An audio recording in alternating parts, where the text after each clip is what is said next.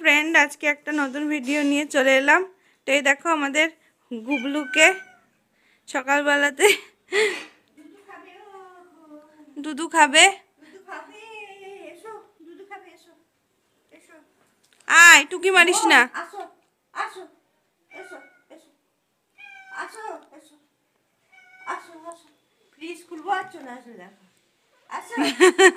ও জানে ফ্রিজের মধ্যে খাবার থাকে, ওই জন্য ফ্রিজ খুলে চলে আসে। খুবই বুইতু প্রকৃতির, মানে ও এতদিন, মানে ও ছোট্টবেলায় ওর মা একদম মুখে করে নিয়ে এসে ফেলে দিয়েছিল। তো ছোট্টবেলাতেই ও এসেছিল, তখন ব্ল্যাঙ্কেটের মতো ছিল, এত সুন্দর ওর লোম ছিল।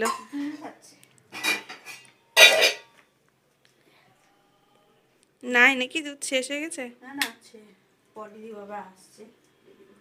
ভাত দিয়ে দিও, তাহলে পেটটা ভরবে। সকালবেলা খাওয়া হয়ে গেছে, দুধ মাছ খাওয়া হয়ে গেছে। আবার এসেছে তো বারবার আসে, কিছু কিছু দিয়ে ভুলিয়ে ভুলিয়ে কিছু কিছু দিয়ে ভুলিয়ে ভুলিয়ে রাখতে হয় ওকে, তাই কাঁদবে। আসবে বোম এবং এবং এসো আমার কাছে এসো বোম। দাদা ভাই মনে হয় বাজার করে এলো। হ্যাঁ, কারেন্ট এসেছে। আজকে সকাল থেকে কারেন্ট নেই, কি ঝামেলা। কারেন্ট এসেছে দিয়ে বাজার নিয়ে চলে এলা। এত কি বাজার নিয়ে এসছো? দেখা যাচ্ছে না কেন, অন্ধকার। ও বেগুন, এবার বেগুনটা কেমন?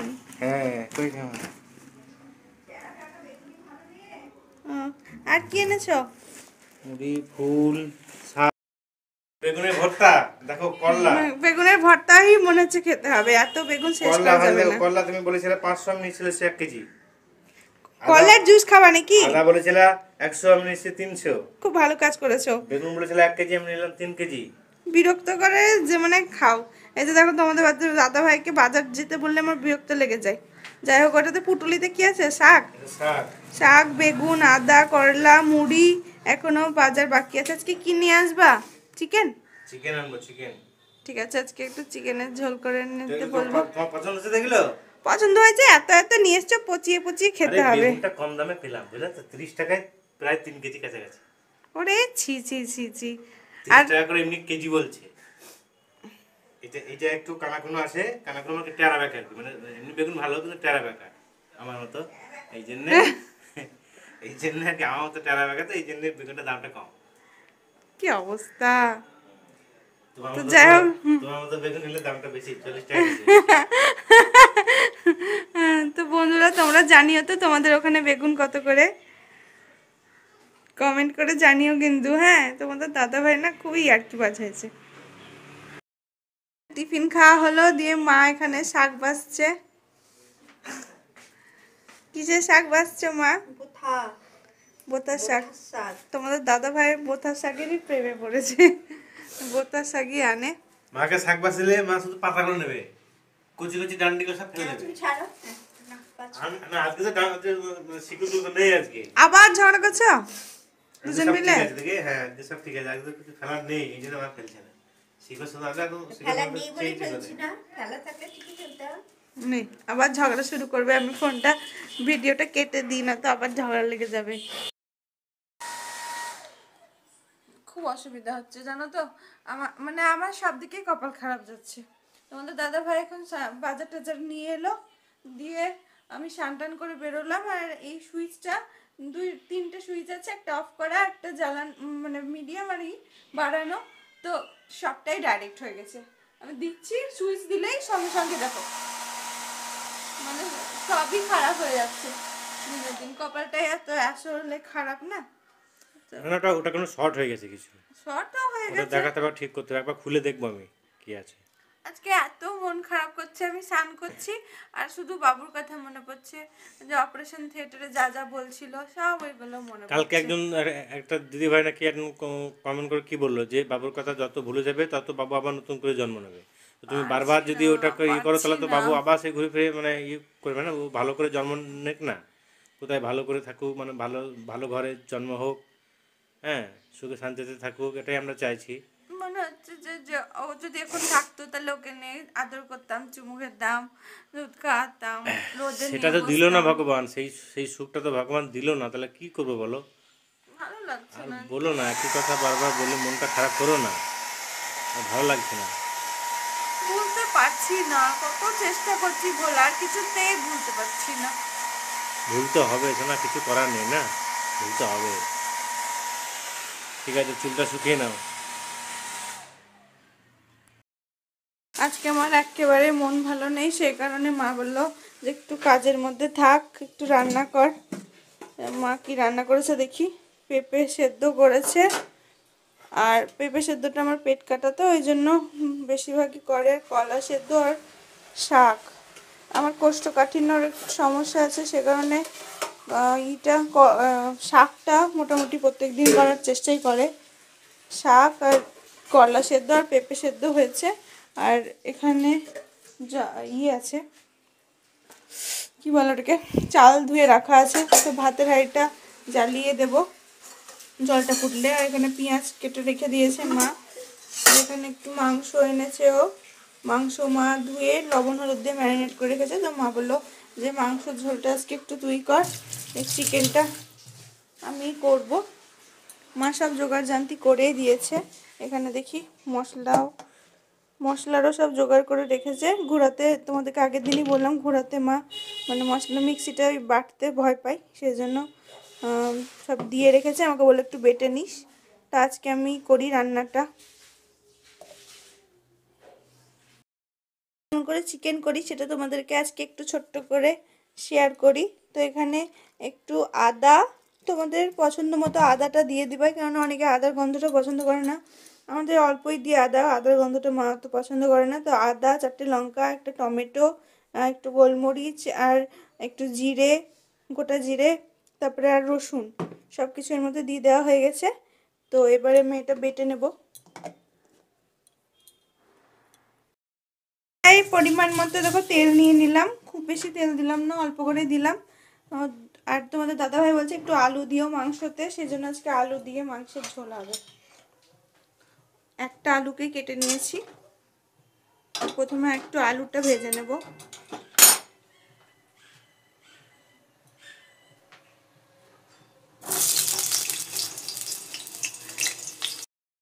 এক হাতে ভিডিও করতে খুব অসুবিধা হয়, তো সেই কারণে একটু অসুবিধাই হচ্ছে। তো তাও তোমাদেরকে দেখাচ্ছি আমি কেমন করি, একদম শর্টকাটে রান্না করব। মন মেজাজ ভালো না থাকলে অত ভালো লাগে না, খেলেই একটু হলো। তোমরাও ঝটপট বানিয়ে নিতে পারবা, এরকমভাবে করছি। আর আমাকে একটু জানিও যে ঠিকঠাকভাবে করছি নাকি। তো আলুর মধ্যে একটু লবণ হলুদ দিয়ে দিলাম। এবার আলুটাকে একটু লাল করে ভেজে নিচ্ছি। আলুটা ভেজে তুলে নিলাম। এবার মা মাংসটা একটু দিয়ে দিচ্ছে কড়াইয়ের মধ্যে। প্রথমে তেলের মধ্যে দিয়ে আমি মাংসটা ভেজে নিই, তাহলে আঁচটা গন্ধটা চলে যায়। অনেক দিন রান্না করিনি, তোমরা একটু জানিও প্রসেসটা ঠিকঠাক হচ্ছে কিনা, তোমরা কিভাবে বানাও সেটা একটু জানিও। তো এখানে 400 মাংস আছে, একটু ভেজে নিলে মাংসটা সফট হয় খুব। আর যেহেতু পাতলা ঝোল খাবে তোমাদের দাদা ভাই আলু দিয়ে, সেই কারণে আর একটু ভাজলাম। একটু ভেজে নিই এটা।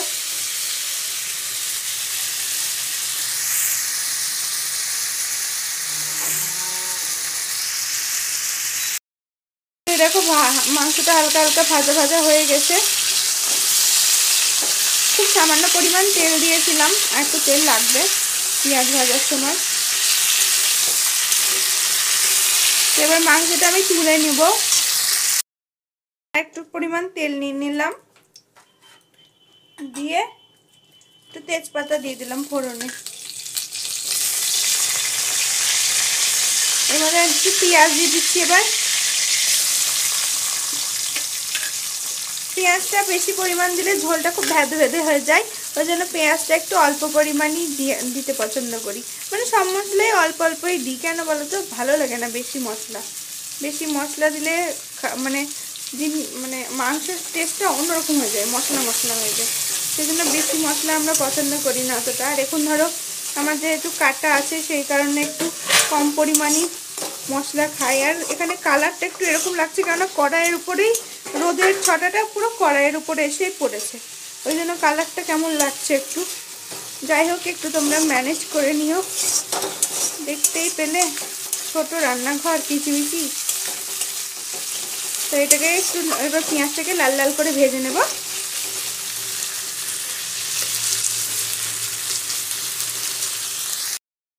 পেঁয়াজটা একদম লাল লাল করে ভেজে নিয়েছি, দেখতে পাচ্ছ কেমন করে ভেজে নিয়েছি। পেঁয়াজটা এরকমভাবে ভেজে নিয়েছি। আর মশলাটা একদম মিক্সিতে ভালো করে পেস্ট করে নিয়েছি। তো এবার মশলাটা আমি দিয়ে দেবো। পরেও না, ওরে পড়রে। হ্যাঁ, তো দেখো মশলাটা দিয়ে দিয়েছি। আমি আসলে এখন একা হাতে ভিডিও করছি, তো খুব অসুবিধা হচ্ছে, কেননা এক হাতে ভিডিও করছি আর এক হাতে আমি মানে রান্না করছি। তোমাদের দাদাই ভাই জল আনতে গেছে ওয়াটার এটিএম থেকে, আর মা স্নান করতে ঢুকেছে। তোমাদেরকে সেই জন্য ভাবলাম যে একটু চিকেন কারি রেসিপিটা করেই দেখাই। অনেক আমি আগে যখন শর্টস করতাম তখন তোমরা বলতে যে দিদিভাই আমাদেরকে একটু রেসিপিগুলো জানিয়ে। তো তোমাদেরকে ডেলি ব্লগ যেগুলো করছি প্রত্যেক দিনের কাজকর্মের পাশাপাশি এই রান্নার রেসিপিগুলোও কিছু দেব। তো এটাকে মশলাটাকে এবার আমি ভালো করে কষিয়ে নেব। সব তো একসঙ্গে বেটে দিয়েছি দেখতে পেলে, আর এর মধ্যে কিছু দিচ্ছি না, কিছু অ্যাড করছি না। এর মধ্যে তোমরা চাইলে একটু মিট মশলা ব্যবহার করতে পারো বা চিকেন কারি মশলা। আমি এখন তো শরীরটা ভালো নেই, ওই জন্য ওইসব গুঁড়ো মশলা অ্যাড কিছুই করবো না, একদম ঘরোয়া উপকরণ দিয়েই বানাবো। এই দেখো মশলা চারিপাশ দিয়ে তেল ছাড়তে লেগেছে। এবার আমি মাংসটা দিয়ে দেবো এর মধ্যে। ভেজে রাখা মাংসটা এবার এর মধ্যে দিয়ে দিলাম।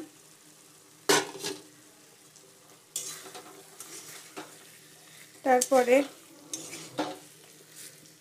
ভেজে রাখা মাংসটা দিয়ে মশলার সঙ্গে এটাকে ভালো করে কষাবো। নিয়ে নাও। মাংসটাকে ভালো করে কষাবো।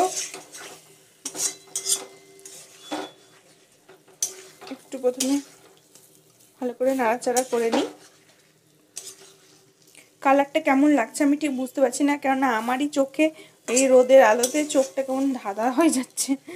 তোমরা একটু ম্যানেজ করে নিও। তো এবার একটু ঢাকা দিয়ে দেবো। বাটি ধুয়ে জলটা দিলাম, এক হাতে পারছিলাম না সেজন্য বাটি ধুয়ে একটু জলটা দিলাম, যে এই বাটিতে আমি মাংসটা তুলে রেখেছিলাম সেখানে। এবার ঢাকা দিয়ে দেবো। এবার ঢাকা দেখেছো মানে অল্প অল্প তেল মনে হচ্ছে তো, কিন্তু যখনই ঢাকা দিয়ে দেবো এটাকে কমিয়ে একদম গ্যাসটা কমিয়ে দেবে, দিয়ে ঢাকা দিয়ে দেবো। দিয়ে এখান দিয়ে জলও বেরোবে তেলও বেরোবে। চলো খুলে দেখি যেটা কি কন্ডিশনে আছে। 5 মিনিট হয়ে গেছে। হ্যাঁ দেখো, দেখতে পাচ্ছ তেলও ছেড়েছে আর অনেকটা জলও বেরিয়েছে। তো আবারও একটু নেড়ে চেড়ে, যত মাংস কমিয়ে কমিয়ে রান্না করা হয় ততই দেখেছি যেদিনকার কমিয়ে কমিয়ে ঢাকা দিয়ে দিয়ে রান্না করি সেদিনকার দেখি মাংসটা খুব টেস্টি হয় খেতে। তো তোমরাও তাই করবে, মাংসটাকে ঢাকা দিয়ে কমিয়ে কমিয়ে রান্না করবে, দেখবে খুব ভালো হয়। অল্প তেল মশলাতেই সুন্দর রান্না হয়ে যায়। আর বাড়িয়ে বাড়িয়ে করলে মাংস খুব চিবড়া হয়। আলুটা এখন বাটিতেই রাখা আছে, আলুটা পরে দেবো, কেননা মাংসর সঙ্গে যদি আলুটাকে কষায় একসাথে তো ঝোলটা ভেদ ভেদে হয়ে যায়। সেই জন্য যখন একটু জল দেবো তখন আলুটা দিয়ে ফুটাবো। আবারও 5 মিনিট পর এসে খুলে ঢাকনাটা দেখে নেব। তো দেখতে পাচ্ছ অনেকটা তেল ছেড়ে দিয়েছে, মনে হচ্ছে না আমি তেল কম দিয়েছিলাম। সুন্দর একটা গন্ধও বেরোচ্ছে। একদম এটাও অনেকে খেতে পারো, এরকম কষা কষা রেখে খুব ভালো লাগে খেতে। কিন্তু যেহেতু আজকে মায়ের ঠান্ডা লেগেছে সেই জন্য তোমাদের দাদা ভাই বললো আজকে গরম গরম পাতলা পাতলা ঝোলই করো, মায়ের খেয়ে একটু আরাম পড়বে।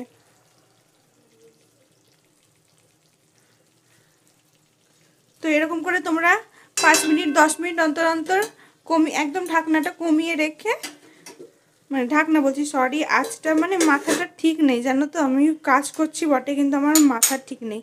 তো এরকম করে 5 মিনিট অন্তর অন্তর আঁচটা কমিয়ে রেখে ঢাকনা দিয়ে দিয়ে 5 মিনিট 10 মিনিট অন্তর অন্তর খুলে খুলে দেখবে। তো এইভাবেই কষাবে, ভালো লাগবে। পুরি এসেছে, রান্না করতে করতে এলাম, মা স্নান করা হয়ে গেছে। এই দেখো 4টে বিস্কুট একসঙ্গে 2 হাতে দুটো দুটো করে নিয়েছে, এবার ও খাবে। 2-3 বার ঢাকনা খুলে খুলে কষিয়ে নেওয়ার পর এবার এর মধ্যে আলুটা দিয়ে দেবো।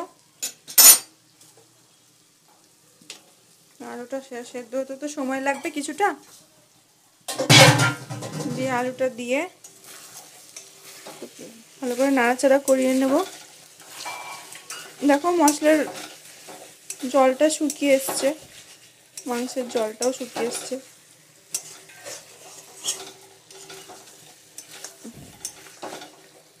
এবার মাংসের সঙ্গে আলুটাকে একটু কষিয়ে নেব, ব্যাস। তারপরে জল দিয়ে দিয়ে গরম মশলা দিয়ে দিলেই রেডি। দেখি এবার আলুটা দিয়ে অনেকক্ষণ কমিয়ে রেখেছিলাম ঢাকা দিয়ে, এবার একটু জল দিয়ে নিব। তোমাদের পরিমাণ মতো তোমরা জল দিয়ে নেবে, যে যতটা পরিমাণে জল খাবে ঝোল ঝোল। আমি একটু পাতলা ঝোলই করছি।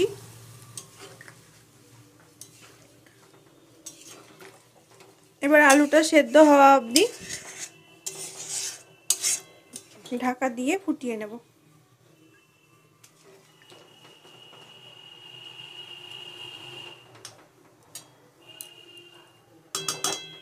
চলো এবার একটু ফুটিয়ে ঢাকা দিয়ে দিই, দিয়ে ফুটুক এটা আস্তে আস্তে, একটু কমিয়ে দেবো। এবার আলুটা সেদ্ধ হোক, যতক্ষণ সেদ্ধ হবে ততক্ষণ, ব্যাস তারপরেই নামিয়ে নেব। ভাই জল নিয়ে চলে এলো, জলটা ঢাললো। জল আনতে গিয়ে আজকে একটা খিটকাল হয়ে গেছে, কেননা আজকে জলের এটিএমের কার্ডটা আজকে ফুরিয়ে গেছে, মানে আজকে মানে আগের দিন ফুরিয়ে গেছে। তো তোমার দাদাভাই রিচার্জ করতে ভুলে গেছিলো, দিয়ে বেচারা হয়রানি হয়ে গেল। রবিবার আজকে, তো রবিবারে বন্ধ থাকে। তো পরিচিত একটা দোকান আছে, সেখানে বলেছে যে কার্ডটা দাও তো তোমার, একটু 10 টাকাটা একটা রিচার্জ করে। তো মানে টাকাটা দিয়েও নিত, তো বলেছে নাই। দিয়ে ওখানেই দাঁড়িয়েছিল এটিএমের ওখানে, দিয়ে একটা দাদা জল নিতে এসেছিলো, দিয়ে ওকে বলেছে যে দাও একটু একটু দেন তো। দেখি বলেছে তোমাকে, তুমি বলো। বললাম যে 10 টাকা নেন, যে একটু জল দিয়ে দেন, দিয়ে তারপরে যা দেবনা দেবনা করছিল, দিয়ে বললাম আমার শেষ সেটাই নেই। তারপরে দেখলাম দিল বলা করে, তারপরে দেখলাম না ওর 140 টাকা রিচার্জ আছে। তাহলে বলো, হ্যাঁ 140 টাকা রিচার্জ করা আছে কার্ডের মধ্যে। তো আজকে একটু জলের জন্য মানে লাগবে, আর অথচ আমাদেরই ভুল, আগে থেকে রিচার্জটা করে রাখতে হতো। তো চলো অনেকক্ষণ হয়ে গেল, 10 মিনিট প্রায় হয়ে গেল। এবার খুলে দেখি আলুটা সেদ্ধ হয়েছে নাকি। গরম গরম ঝোল তোমাদের দাদা ভাই খুব ভালোবাসে খেতে। হ্যাঁ আলুটা একেবারে সেদ্ধ হয়ে গেছে। এর মধ্যে একটু দেখো কেটে রেখেছি একটা কাঁচা লঙ্কা আর একটু ধনেপাতা। পাতলা ঝোলে একটু ধনেপাতা দিলে খুব ভালো লাগে, মাংসের গন্ধ মানে টেস্টটা ভালো লাগে, ঝোলে গন্ধটা ভালো লাগে, সেন্টটা। তো একটু ধনেপাতা দিয়ে দিলাম, ধনেপাতার একটা কাঁচা লঙ্কা, কাঁচা লঙ্কারও একটা সুন্দর গন্ধ বেরোয়, ওটাও ভালো লাগে। আর গরম মশলা দিয়ে দিচ্ছি, গরম মশলা দিয়ে দিলাম। এবার ঢাকা দিয়ে দেব। তাহলে আমাদের রেডি হয়ে গেল আজকে পাতলা চিকেনের ঝোল আলু দিয়ে। তোমাদের কেমন লাগলো রেসিপিটা একটু কমেন্ট করে যেন জানিও, আর তোমরা কিভাবে বানাও আমাকে একটু পারলে ছোট করে লিখে জানিও কমেন্টে।